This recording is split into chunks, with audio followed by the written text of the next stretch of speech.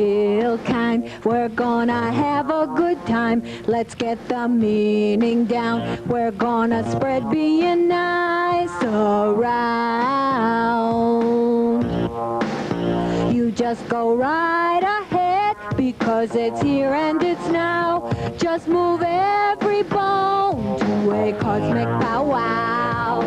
Cosmic powwow. Cosmic powwow.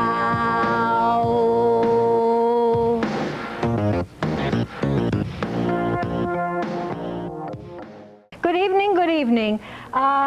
Here we are.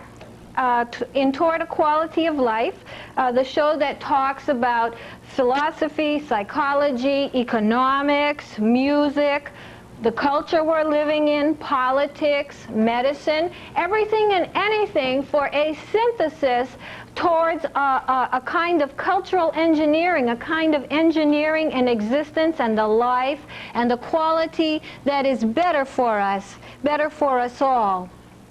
Now, many times on the show, I have said, brought up to you something we refer to as contingency. And we talk about that a lot on this show.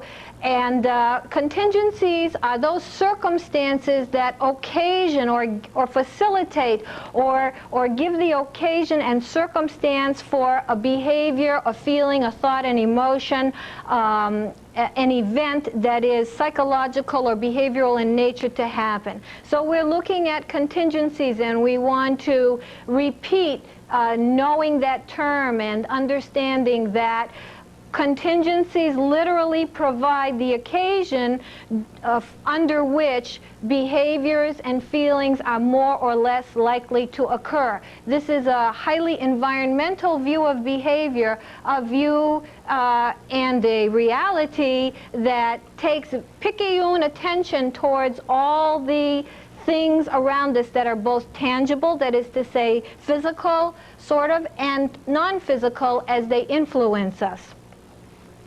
So, contingencies. We look at, we examine life on the basis of its contingencies, and we are very aware of this.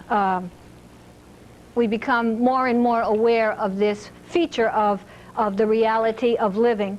A second thing we point out almost every time is how necessary it is to relate, and to relate is to engage in genuine communication with someone. We would like to repeat that, because the less you do that, the less healthy you're apt to be. The more you do it, the more healthy you're apt to be, really talking for no particular reason, but just talking with another human being or with many people for no reason in particular, but just to relate. And thirdly, we have a new one that we've only mentioned once before, which is stimulus. And a stimulus is kind of a cue that can be either learned or unlearned, which, when in the presence of whoever is doing the behaving, sort of triggers the behavior to occur. For example, I literally got a cue tonight from the person who's doing the floor directing. When we came on the show, she gave me a cue like this, which literally triggered, and it's a learned cue because I found out that in doing a television show, the cue to start going is this. So it's something I learned, it's not something I was born with. On the other hand, if I were riding down the highway and saw a three-car collision, what a terrible thing that would be, I might be prone to lean over and see what it is. That would be a cue for me as well, but most likely the biggest part of that would not be learned. It would sort of be what has been sometimes called instinct, a behavior that I would be pulled towards out of a more fundamental, even unlearned reason, except that I know that a car accident means danger, but the idea of danger just cueing me automatically without my having to learn how to do that behavior or to do it on a particular cue. Now, we are a live call-in show, and I'm going to ask the camera people, I don't know if what I'm seeing in the monitor right now is what we're showing, but we want to come in closer because we appear to be pretty far away, so we want to come in closer. I feel that I'm talking very far away from people, so we want to kind of get in closer and get more comfortable.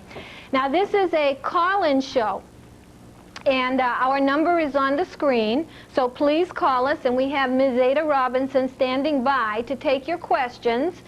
And when she takes your question, it will be relayed to me, and we can get started talking about any number of things that you might want to present in relation to the kind of things we discuss, or anything that I'm saying. So please call us. Now, on this show, from the time we've started to go live, which has been about 4 or 5 times ago, we have persistently asked the question, what am I living for? This is one fundamental question we're looking for a response to and asking you to consider. What am I living for? And another is, should I even be examining what I'm living for? So if you have a thought on this, please let us know. Now, in thinking about any of these things that we have spoken about and that we will be talking about, I'd like to point out that there are always 2 sides or even more to everything we could be thinking about and having an opinion on, or even not so much having an opinion on, but coming to a factual basis about. And we tend to convince ourselves to like the arguments without realizing it that fit with what we're already feeling, and stay away from or challenge or oppose arguments that are different from what we're thinking or feeling. That seems to be human nature. In fact, you might have heard people on television at times speak about opinion polls or jury selections or items such as that, and how difficult it is to sway opinion or to make changes in opinion, that people change opinions only very slowly because they hold steadfastly to what they mostly feel and therefore think, and only with a slow indoctrination over time do they possibly take on a different or even decidedly different point of view. So that's what it is to be human. This is something where we have a tendency to be like. And what we really need, though, in arriving at the truth and in understanding how we're going to have a better quality of life, or how to engineer it, or the fact that it can be done and it should be done, or to really plausibly and truthfully know anything in a disciplined way, is to be able to read between the lines and to recognize shades of gray, that nothing is absolutely one or another way, that everything has many sides or facets to it, and we should be able to balance all these facets when we're doing our thinking. And we should be able to tolerate ambiguity, which is probably getting in even lesser supply these days, where life is not scripted or spelled out or easy, but rather that one must live with uncertainties. In fact, this age of modern technology and fast speed of life has been known and is known by all of us to be a highly uncertain time. And it's almost like the more uncertain it gets, the more we might be prone to want something we can hold to, because it's too confusing, it's too unknown, and we want some kind of stabilizing factor. And yet, to be truly thinking, and to have right thinking and disciplined thinking, and to separate what is the truth, to find out what is the most sensible, logically possible thing to come to with what the human brain is capable of, we have to have judgment. We have to read between the lines. We have to be able to weigh and balance many things, sometimes opposing things, all in the same breath, which may be contradictorily true.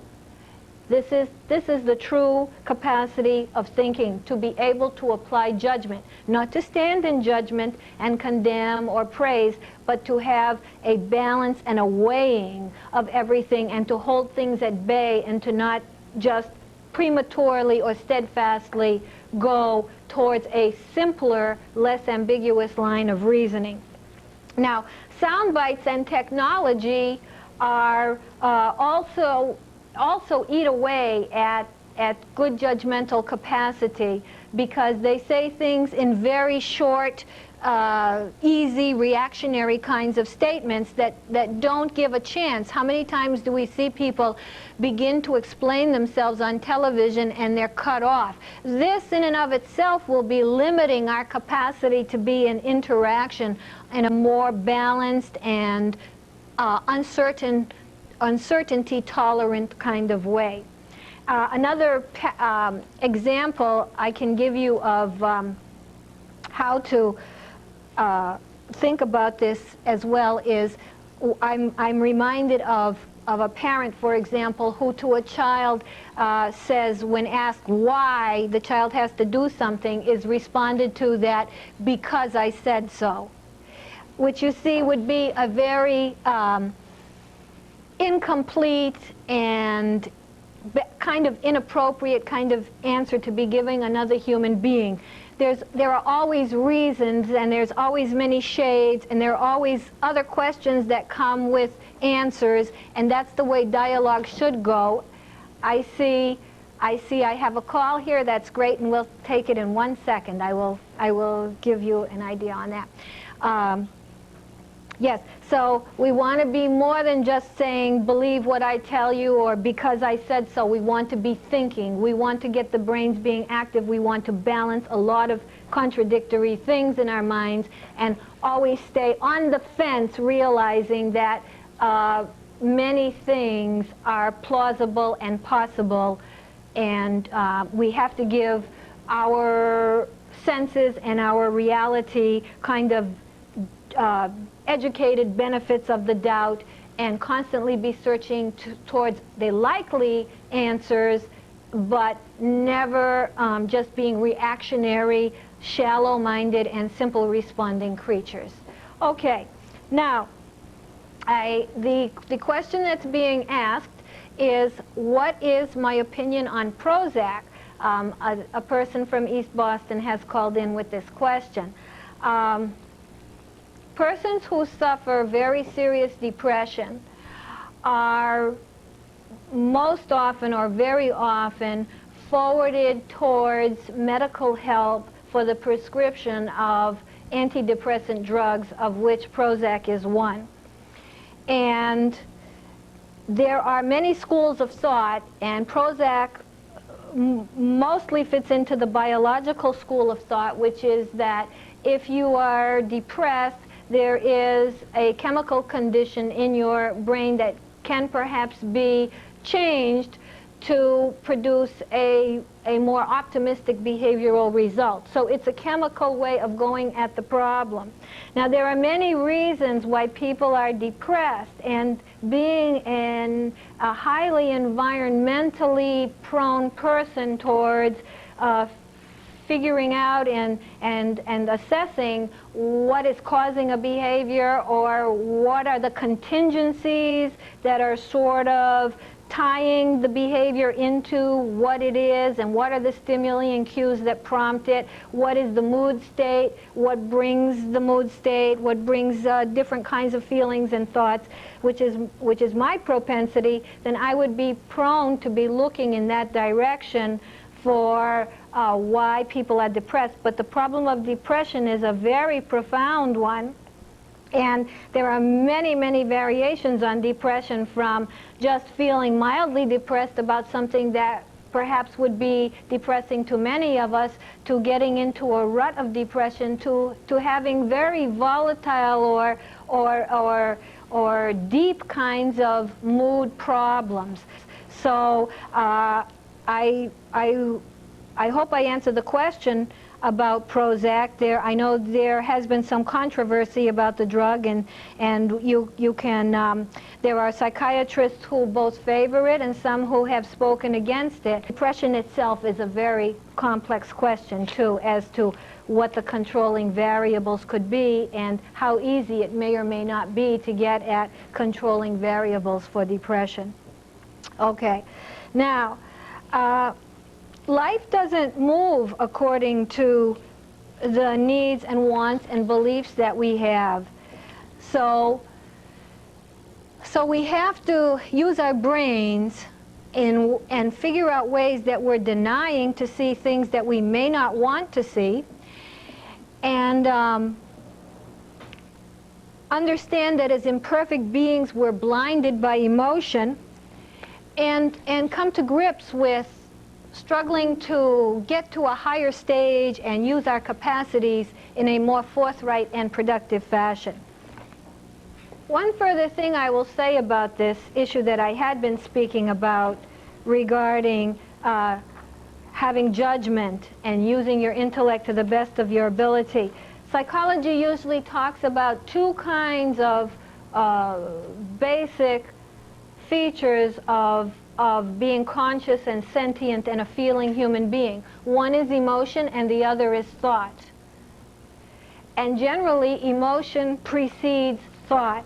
So what we want to do is have contingencies that pull out those emotions and those thoughts that are more positive and good feeling, because you're conditioned all around you to all kinds of emotions and thoughts. And in being aware and in looking for a culture that is engineered with the human being in mind to be nobler and more loving and more towards each other oriented, we want to arrange contingencies that will pull out the better emotions which precede the better kind of thoughts and take us to a better stage of understanding who we are and having a meaning to living. Okay, please call us. Please call us if you have any comments so far and if you have any suggestions on what you are living for. Now I see we're having a question come in again. Maybe I will wait for this question before I start. Person from Brighton calling, asking us what are the treatments for anxiety disorder. Okay, the two basic treatments, although of course there can be many, there are many kinds of treatments, many kinds of so-called therapies going on in psychology today. They're proliferating quite rapidly. But as you know, we have a tradition basically of a psychoanalytic model, which comes down to a psychodynamic kind of psychology these days, and a relational psychology. And then we have a behavioral model, which comes down to your current cognitive behavioral therapies and behavior management therapies. And then we have, of course, medications. So for anxiety, basically, most commonly would be using tranquilizing medications as appropriate, but hopefully not to move to those without there being necessary. Hopefully to try first to manage it without having to move to such medication, and to manage it through cognitive and behavioral means where, for example, you would learn to understand what are the situations or stimuli, as I referred to before, that trigger the anxiety, where you may learn breathing and counter kinds of techniques, relaxation techniques, in the face of such circumstances where you may build up from lightly threatening circumstances to more anxiety-producing circumstances, and where you may also, it's often given, take on assignments or learn ways of talking to yourself to talk down the anxiety, which can be very effective. For example, a lot of us, I think, could identify with being what we call catastrophizers, or people who think that when things are going wrong, they're going totally wrong. They couldn't go any worse. And one can learn ways of catching oneself. You might not even be aware that you're doing that.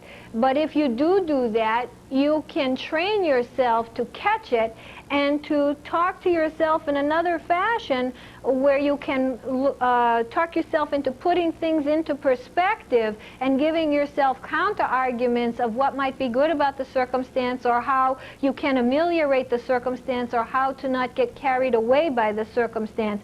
And there are many kinds of exercises that can be practiced this way to counteract anxiety. Now, from a psychodynamic point of view, anxiety may be seen more in kind of more complicated inner kinds of complexes and situations of sometimes conflicting and opposing things that are going on inside of us, or mixed feelings, or things we are unsure about or are unclear about, or have somewhat of a traumatic history about. And you might, in a dynamic kind of setting, investigate some of the life experiences in a more thoroughgoing experiential way, and perhaps gain some insight just by having someone guide you and talk with you through things that are part of your very personal experience. You know, it can often give a very good edge. This is why I mentioned to relate, as I did in the beginning. It can often give a very good edge to our existence to talk with people. And the point of talking with persons who are trained and observant and aware in these kinds of categories sometimes can be beneficial, because it gives you a view you might not have considered, and it gives you a view that may not be just off the cuff, or just reactionary, or just one way. It might open the door to you to a shift of view of, we have another call coming in, great, a shift of view amongst many possible options for viewing that you wouldn't have had without going through such a relation. Yes, we have. Oh yes, how do you treat it? We have trichotillomania from a person in Brookline. What is it and how do you treat it? I do believe that that refers to pulling at one's hairs, I believe, and to the extent that you might actually become hairless in some parts. It's a nervous habit. And again, something like that, any of these habits we have that are something we do as a part of a nervous condition, are often treated and amenable to behavioral management and behavioral techniques, sometimes in conjunction with cognitive techniques. Again, looking at the individual circumstance and picking apart what are the controlling variables, and working with those variables to try to get a different outcome. It takes a lot of discipline and concentration on the person who is the client in question looking to relieve. It's not a passive phenomenon. There's work required on both sides of the situation. But many things today are being treated behaviorally. Behavioral treatments are also more in vogue because they tend to be more specific towards symptomatology. They tend to be very concrete, and they tend to come out with something you can sort of hold in your hand as a net result, sort of more on the quantitative side. And insurance situations being what it is, it's often being demanded now that techniques show themselves in such a fashion, so there's more of a push towards the behavioral because it's presumed to be sort of more measurable than, say, an existential kind of therapy or relation, I should say, which would be beautiful. I favor, it would be wonderful for us to all be able to get existentially more profound and deep and relaxed and meandering through the meanings of our lives and our relation with each other. That would be glorious, and it's where we should be going. We're unfortunately not going there. But when you come away from a reality like that, which is nonetheless real than a behavioral reality, you're in a more shades of gray kind of situation. You're in a more experiential stream of consciousness, what it's like to feel to be alive situation. And that doesn't lend itself to neat categories of being able to, for example, say how many times you did or did not do something at the end of a so-called treatment. So, yes, we have, do we have another? Okay, thank you. Yes. So, well, as far as any of these so-called treatments, and it would be nice even to speak about them as kind of relations or situations we engage in with each other, contracts we employ with each other. rather than necessarily always calling them therapies or treatments. They might be just experiences we undergo to get to a better place than from where we started. And as those go, the behavioral one, which very much looks at the realities of behavior, is very tied to those terms, three terms that I mentioned, and there are so many more in the beginning when I started out.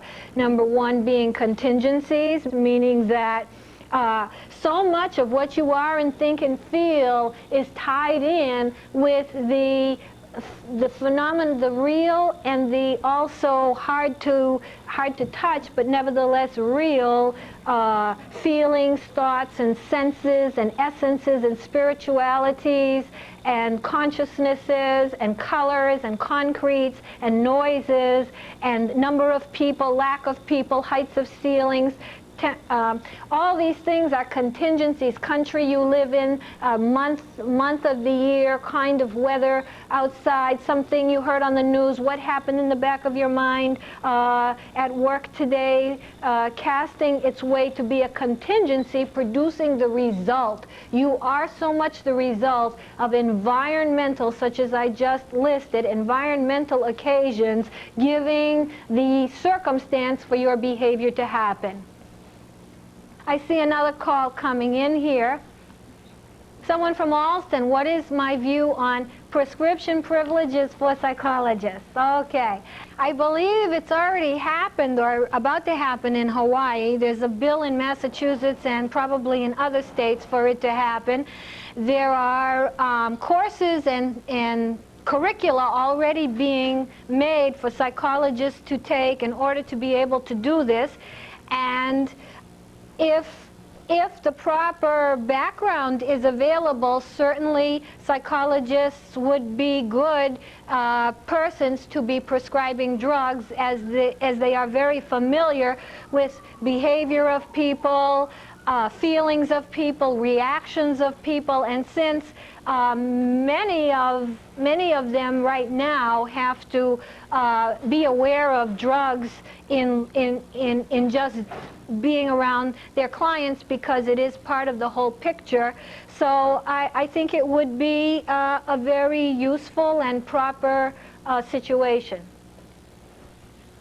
Okay, back to the contingencies that we were talking about. Okay, so contingencies, setting the occasion, and I named a list of them. Maybe you could call in with some lists of contingencies, becoming aware, and this can help you behaviorally too, in charting your own behavior. If you want to do some self-monitoring, you can pay attention to what kinds of things have just been said, or what time of day was it when something happened, or who did you just speak with, what did you just eat, were you hungry? For example, a contingency like hunger, how it can influence behavior. Let's say you're on the highway and you have a very growly stomach because you haven't eaten and you're way overdue. And maybe you're even having, to top it off, some car trouble, and you're late to where you're going. Well, that extra contingency of being hungry is an occasion for your behavior to be more irritable, perhaps, is an occasion for you to have not so good a judgment, to be more rash in your vehicular decisions, is for you to not be able to concentrate as well. It would be a contingency that would have some pretty profound effects on your behavior. So, if you're watching a show, a television show, and as so many shows do, it's showing some kind of mean-spirited, vindictive, mutilating or murderous thing, which you often see. This could very much be a contingency disposing you to feel more fearful, more paranoid, less secure, less trustful, more uncertain about what life is all about. And this is why we talk about cultural engineering, because so many of the contingencies are bearing down with stress and violence to promote more of a distrust. I'm not saying to go out and trust naively, but causing us to be ever more fearful and to wonder, where will it all go if this is the state we're in. In other words, right now, as a country, an industrial, very modern country, we can't see what the future holds because it doesn't look so good, and it looks like things are multiplying and getting more complex this way. Okay. Someone from Dorchester is asking, can prescription drugs be prescribed too much, I guess. I take that question mean, can you be being asked or being prescribed medication too much? In other words, too many kinds and too often, or perhaps in doses that are too high. One of the things that would depend on is your age, number one, and your medical condition and many other things. And I see we've got another call coming here. So many factors would determine how many, which, and how often you would take medication. I try to use as a rule of thumb, I try to be as healthy as I can without anything that is not going to be natural. But I know there are situations where one is not so fortunate and something more radical is required. Okay, I will be answering that question in one moment. We have another one, so let me just finish this prescription drug. So I try myself to get the best health I can every which way, you know, from not doing things that would be harmful to my health with my diet and so on, to the best of my ability, though I'm far from perfect, and from a lifestyle that keeps me, you know, in better condition, hopefully, and so on, though again, I'm not that perfect. However, some people, you know, do have serious conditions. Okay, great. And some, you know, sometimes the circumstance might make it such, but there is an awful lot of information and communication today from the medical profession saying to be very aware of the medications you are taking. And you notice pharmacies are advertising that their pharmacists and their computers are very aware of what medications you're taking to alert you to any possible problems. So you should be very aware, and you should know what your medicines are all about. You should become very much informed about whatever it is you're taking, and you're always advised by the medical profession to ask a lot of questions of your physician. You should never be leaving or living in a situation where you feel you don't really quite understand everything you need to know about your situation. Of course, let's not be pests about this, but reasonable questions we should feel we have completely answered. So there's a lot of things that can be dealt with in life behaviorally, psychologically, with effort, with struggle. However, there are circumstances you know, where medications for any number of conditions or medical interventions for any number of conditions come into play. So that would be the best that I could answer that question. But always be careful and always be knowledgeable and become educated, just like with everything else. Okay, our question from Back Bay is, what is my training and profession, and that the person is enjoying the show. Thank you very much for saying that you're enjoying the show. And I am a psychologist, behavioral and neuropsychologist by training. And I appreciate your calling with your comment. Thank you. Also, I'd like to say I've had a long study personally of philosophy, and I feel probably very deeply a philosopher, most profoundly, which would entail, of course, psychology. Okay, now we have so many minutes left. Now let's see, back to this description of behavioral contingencies, we'll go to another term I brought up in the beginning, which was stimuli, whereas the contingencies are those things that are the setup, so to speak, the environmental setup that makes the likelihood of a behavior or an emotion or a thought to happen. The stimuli is the actual cue. It doesn't have to be a cue that's given to you so that you say, here's the cue, look at it. No, it could be conscious, it could be unconscious, it could be explicit, it could be implicit. A person can look at you a certain sort of way and give you a cue, and you may not even realize that you've had that cue. You may be reacting to it, you may feel something. I would ask you to look at yourself and think inside and get to feel how you feel and think inside, and have someone look a certain way or say something, and be aware of what you're feeling inside, in your stomach, in your heart, in your chest. You can become very much more inner body aware by paying attention. And A, this will help you to know yourself better and negotiate the environment better. And B, it'll also tell you what's triggering what kind of things. These are the stimuli that are literally goading or prompting the behavior to come out. And as I said some time ago, we tend to divide things, though we could almost go into which came first, the chicken or the egg. We tend to divide things in psychology into two categories of emotion and thought. Emotion likely being the precursor to thinking. And I had thought of something too. I said, well, can conditioning cue an emotion? Can you be conditioned to something that would cue an emotion without a thought, if after all, in a way, if after all, your brain has to sort of have a thought to certain stimuli to learn that they cue things. But after a while, yes, you can just cue the emotion from a stimulus that your brain has become used to, you know, through multiple pairings of conditioning. It's what's been called classical conditioning. The conditioning can just bring out the emotion without you necessarily having to be thinkingly involved in what's going on. Then there are so many conditionings that we know about that we are thinking and participating in them becoming the cues that prompt our behavior.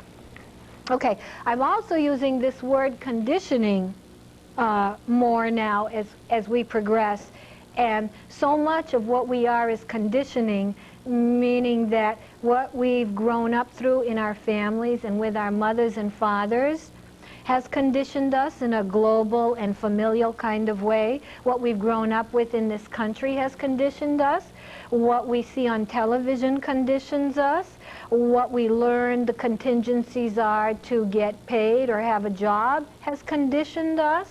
What we experience in school and so forth and so on conditions us. And although conditioning is not the same thing as habit, it's more about you as the malleable human being that is. And we have another question coming. Thank you. Thank you. Okay, we have another question coming. We are malleable, ever formable till the day we die. You know how the saying is, you never stop learning. We are constantly, no matter how steadfast we are in our ways, being hit with and absorbing and becoming the experience and turnaround result of things coming into us and coming out of us, or piling up in us, being denied in us, coming forth, being produced out of us. In many ways, it's a never-ending story, no matter what our mental condition is, no matter what our age. Even if we are mentally debilitated, we still have such processes going on, such as with dementia in the elderly. We will still have conditioning processes going on, and the idea being that we're in a constant state of flux, even though 99% of what we are is habit, almost. Now, I won't really put a figure on it, but we are really kind of, in a way, also paradoxically, a compilation of habits. Even while we are a malleable, evolving, experiencing thing that is under contingencies and being conditioned and learning and experiencing. Okay, we'll see what we have here. Someone from South Boston with a comment saying she likes the show, and what is my opinion of therapy, and have I had therapy, and happy Valentine's Day. Well, thank you so much. You may be the only person who'll be wishing me a happy Valentine's Day, in fact. So thank you very much. Now, what do I think of therapy? Well, that's very complicated. And how many minutes do we have remaining at this time, if it's easy to find out? 16 minutes remaining? Okay, so we're at 44 minutes. Okay, so in about 3 minutes. Therapy has come through so many vast meanings and enterprises. And in a way, what that word therapy today means can mean a dozen different things, and I will, along with a lot of other persons, probably feel that it's used too loosely by people of many kinds of standings in many kinds of ways. And it used to mean a deep therapeutic relationship where you'd go in depth into yourself and go through some very profound kinds of self-explorations and hopefully insights, down to a quicker kind of situational therapy of discussing and having an interpersonal experience and seeing some things and coming away hopefully more resolved, to a behavior so-called therapy which looks at specific behaviors or habits and manages them in a more specific kind of targeted way to its meaning, unfortunately today, in a lay sense, that somehow it should mean a cure. And therapy, that might be where the word is not giving us as exact a flavor as it could, because or even that it's therapy somehow. What you're really doing when you're in so-called therapy, hopefully, is entering into an interpersonal experience to gain and grow and change and learn and become aware on whatever of the many dimensions it might be necessary or feasible to have occur for you. Have I had therapy? Yes, in the past. I have undergone therapy, and I wish that we all had the leisure today to explore existentially and behaviorally who we really are in groups together. I wish this is where life really should be going. We nipped this in the bud. We were living this way up to a point. And we were progressing more this way in the 60s and early 70s towards not so much so-called what might be referred to as kind of a kooky kind of self-exploration and cultish or fashionable, but genuinely, we've got another question, genuinely, letting our hair down, learning to trust each other very slowly, very skeptically, with trepidation, slowly, and telling each other how we really feel and why we feel it without being hurt by each other, without being ridiculed. Allowing ourselves to understand the infinite minds and bodies and spirits that we are as human beings, rather than reactionary automatons we may be becoming in a soundbite world. Okay, we're going to do this last comment because we're running out here. From Boston, someone again saying, good show, thank you very much. And how do you find a good therapist? And happy Valentine's again. Thank you very much. There, I get 2 happy Valentine's wishes. Thank you so much. A good reference for finding a therapist would be the Mass Psychological Association. And how does one find a good therapist? And again, the word therapist. A psychologist may not necessarily be a therapist. We never could really quite have the time to get into this whole issue of therapy as a word. I would advise on this profession as any other, we can find both good and bad people, and also you should probably feel comfortable. Again, you have to use your brain, and sometimes when you're in a disadvantaged position, that's the time it's not so easy to be as proficient in picking out what might be best for you. But you should feel comfortable, and again, there could be situations that may not be good as others in this area as in any area in life. This is the truth about life.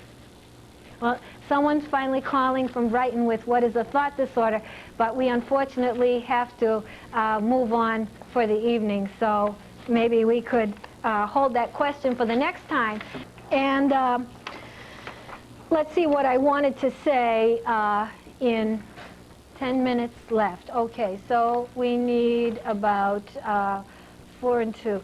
Okay, I wanted to bring out, I had been talking about plastics a couple of shows ago, which people may or may not have seen, and the toxicity they can pose to us. And in that connection, I saw a news item go by that said it was found that some kind of nipples that babies are using on baby bottles exude some chemical from the plastic that causes the baby's harm. I saw this item go by. But of course, we're looking at the whole bigger picture and how so many of the environmental products we have are not to our best benefit, behaviorally or otherwise.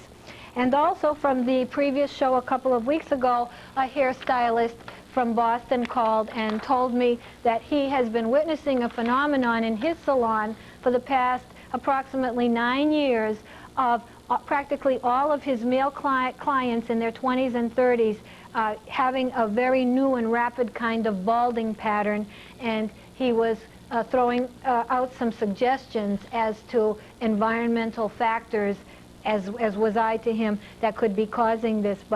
But it was very interesting to hear, you know, some of the things that we have to become more and more aware of that can be happening to us because of products and features of our existence that are not to our best advantage. Now, I want to thank the people who called and the people who wished me a happy Valentine's Day, and hopefully you'll be tuning in the next time. And I usually also say to people, please try to go outside to see whatever the weather is like and experience it. Take a walk no matter what the situation is. It's very good for you. I also always make a plea for animals. Always make a plea for animals. We don't want them to be experimented on, the poor animals in the laboratory. We try to, I'm being told we have to move. Okay, 8 minutes to go. We finally want to remember that we are always a model to our children. So rather than criticize our children, so let us remember whatever we're doing and however we're behaving is what's making our children either disrespect us oftentimes, or decide to be unlike us, or worse than that, sometimes copy us and then throw to our faces that we're only doing what our very elders do. So remember, it starts with us. And let's do things that bring out the good emotions in people and let the bad emotions fall by the wayside. Let's practice supporting people rather than derogating them. Let's not practice punishment as a model. And in this regard, I do take issue with shows, the name of which I won't name, that sort of shame teenage children for how bad they are, and even sentences that are now given to children to wear shameful signs around their neck, and then people can walk by and ridicule them. We don't want to make things worse or bring out worse things. We want to try to bring out better things. Okay. So we are going to stop here for a moment, and I shall return for a finale, especially geared towards the teenagers and the young people out in Boston and Cambridge. Now, unfortunately, our plan, I was going to sing a song to the youth, which tells them that it's a youth movement, and the movement is you, and that sort of the buck is being passed to you. And the ball is in your court. Unfortunately, there are not a lot of supports, and sustenances for our young people. In fact, on BNN News yesterday evening, I saw a woman from the school system, a parent, talking about the fact that there are more emotional problems in the young children, it seems, currently than there have been in the past. And one of the reasons she believed was because children are not what she called tolerated, and I believe what she meant by that is there's not a lot of room and support and places for them to be what they are. A lot of pressure is put on them. There's no time for them. Sometimes they're kind of expected to be out of the way. So in a way, they're kind of getting short-shrifted, and the buck is being passed. And they're left there holding it, often with inadequate psychological fortitude to move in the right direction, and sometimes even not the good example, certainly if television is their only example. So my song was to the youth that it's a youth movement, and also that if we are going to go places with a better culture, a culture that includes everybody and that is more qualitative and fun and loving for people to be more humanly human with each other, our best bet and our future will come with the youth bringing this in, the youth taking the bull by the horn. And I also, in the song, I was going to explain, please learn everything. Of course, it was said poetically, but learn everything you can and find out how to do things. Take advantage. We have 30 seconds to go, they tell me now. Take advantage of the life that you've got, and you know, try to have the strength, even if you don't have the guidance or the proper sense of sustenance, to go out there and learn everything you can, because the buck is passed to you, and don't let it drop. You can do something very courageous. Let us not have fear. Let us go into the future.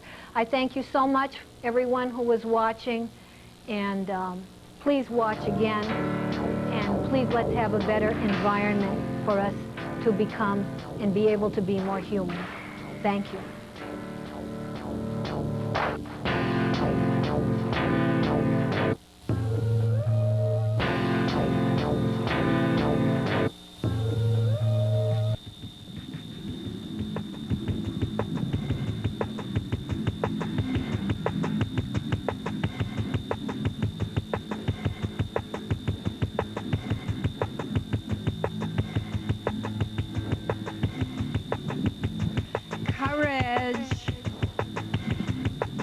No fear.